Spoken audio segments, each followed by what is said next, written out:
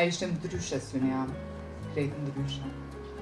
Ne kemi ditë me dasht edhe mes protestash, edhe mes bombardimesh, edhe mes dobimesh e ikjesh, të vetishëm se nesër veç mujna mos me qenë ma. Dashnia jonë kishte angth, kishte ete, kishte gjelozi tegër, e nevoj me u kap fort për dikë si njeri që po mytet. Tash na quj nostalgjik, po folëm për konat kur fjala kishte pesh, kur premtimit vriste po e theve, e kur njeri ju nuk shitej për një grush duar trokitjesh. Na shohin si një reliktet një kohë tjetër që ende flet për menje shpirt, në një botë që e vesh zbrasim me dritë.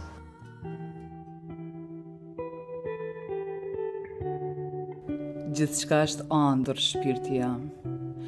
Poezia për autorën Donika Dabishevcin. Shprehet ajo është ishulli i vetëm ku mundet me u ndi e ndihet plotësisht vetja. Kjo e bën atë me dasht, me shkrue e me jetun poezi. Prandaj procesin e të shkruarit e përjeton si diçka ekzistenciale, që e mbush me frym e jetë dhe e shijon pafundësisht. Është një vend në mu ku as vet nuk hish pesh. Njerësin që s'ka emër, aty s'ka dashni, s'ka as shpirt, s'ka zamër, s'ka trup. Aty jam një heshtje e rëndë, heshtje që pret. Nëse prek aty, nuk di tjegi, dështuke. Donik Dabishevci nuk është nga ato lloj poetësh që jo vetëm shkruajnë poezi, por më shumë se aq jetojnë brenda saj. Për të, poezia nuk është vetëm një formë shkrimi, por një mënyrë e të qenit, një hapësirë ku njeriu takohet me vetveten, me kujtesën e me dashurinë. Në librin e saj më të ri, Grua e Periz Jermi, poetja sjell një univers ku gruaja nuk paraqitet si figurë e brisht, por si simboli forcës, liris, rebelimit dhe qëndresës shpirtërore. Çdo poezi është një dëshmi e përjetimit njerëzor, ku dashuria bëhet gjuhë e ekzistencës dhe zjarri metafore pasionit, dhimbjes dhe rilindjes. Kanë qenë 3 etapa të njëjtës kërkesë poetike, pra 3 mënyra për me ofru të njëjtës temë, dashnisë. Ka marrë si deka e ka pat dashnin trojtën e një par pasionin tegër edhe të fuqishëm, aty ku njeri u digjet për me jetu tjetrin, te e gjithkoshme ëndër kemi dashnin për jetën, edhe në ato qaset ma tërta, ma të mëndyrshme, ma të rënda, në luftë, pra. Ndërsa te Grua e Periz Jermi kthehet vështrimit thellë të vetë shenja njerëzore, aty ku dashnia shihet si marrëdhënie mes dy njerëzve, në mënyrë që me kuptu më mirë vetveten, me kuptu tjetrin, kohën, identitetin e tjera. Zëri që flet në këto poezi është zëri një gruaje për te aty në klisheve tradicionale të portretizimit gruas në letërsinë shqipe, është zoni një gruaje tetun për dashni, është zoni një gruaje që grish, që josh, që është egërësisht e vendosur me marrë ato që do, është zoni një gruaje që tërbohet në dashni dhe që me zjarmin e vet erotike djegë zjarr tjetrin.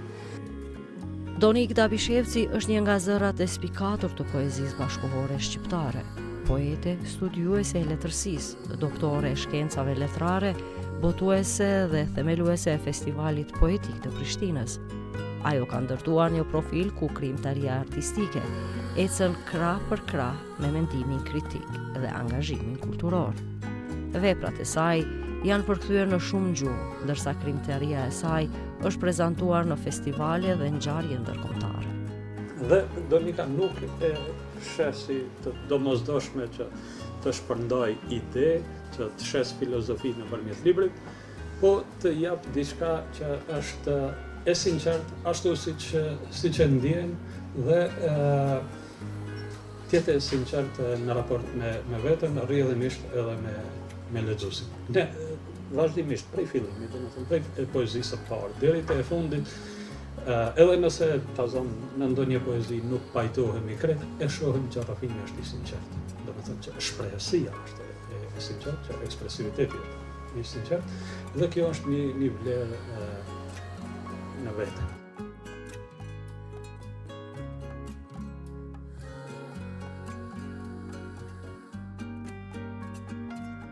Rrugtimi i saj letrar nga librat e parë e deri te e gjithkoshmja ëndër e vlerësuar me çmimin për librin më të mirë me poezi në Kosovë në vitin 2024, dëshmon një zhvillim të vazhdueshëm artistik dhe një besnikëri ndaj fjalës poetike.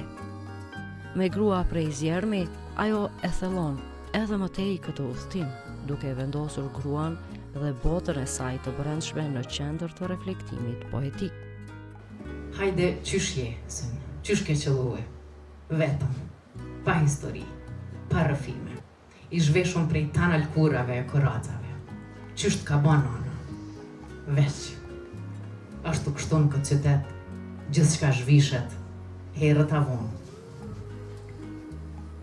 Edhe nga kujtesa, edhe nga digniteti, edhe nga ëndrat. Këtu natat le fikall vetëm, është pasqyrë nata e këtij qyteti. E kush guxon më u pa s'mbrendshmin te, çlirohet. Ose humb përgjithmonë.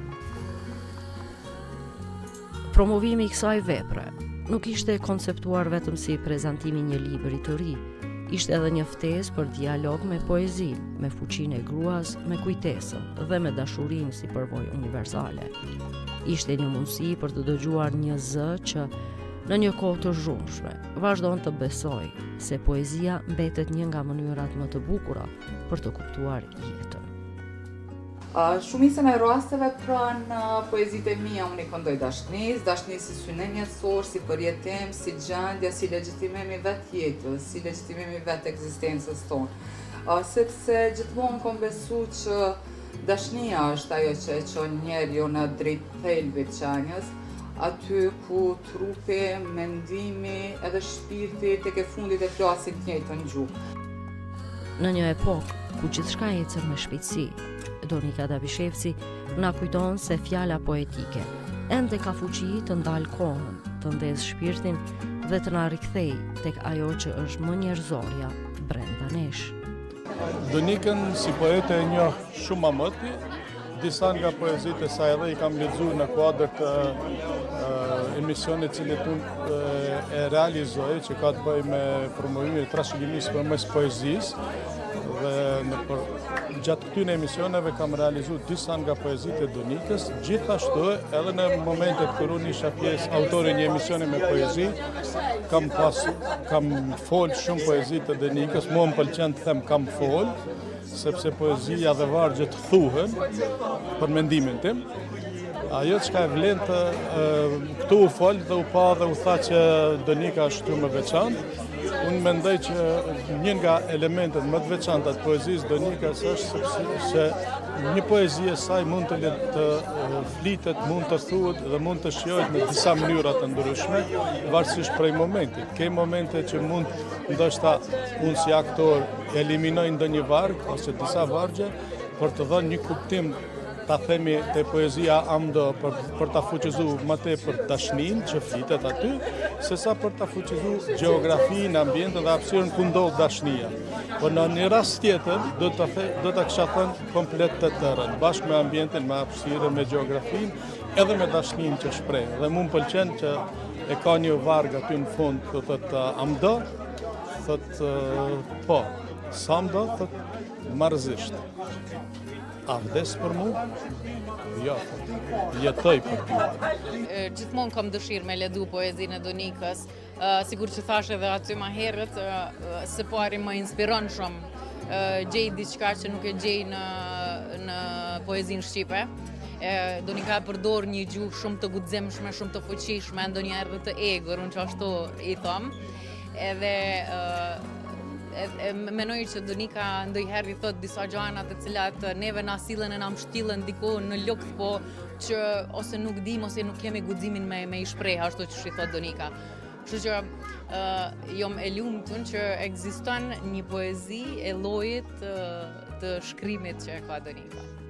Du me e batu i ka një shkretin të paan, a një ishull plot det, ku daldit frymojnë në fillin e vetë. Në zalën loq, nujen djerës, në natë me hyje hanë, due si s'kam dasht kur, as njëherë më parë. Dashni soje të bajmë, pa fjale andra, veç afsh. Kur s'kam thanë se ti e hamshore, unë harlis unë jam, e për gjatë jetër në këtë jetë zhik s'më mbet. Prekam, pa fjallë, për net pa gjumë, ta bajmë. Du me ju dha natës që shi jepet nana fëmis, pas një fjallë, as një peng, as një kusht. Du me të pas krejt, të zhveshun dej nasht, e me vlu, e me ushkri, e me shpërthy, e me kane lumë ton, veç që jam këtë botë, veç që jam me ty. Salë për këtë qast ka me luftu, dej në frym të fundit. Bash, zdu me të pa ma. Du me ndidh dhimtën e ndamjes dej nasht.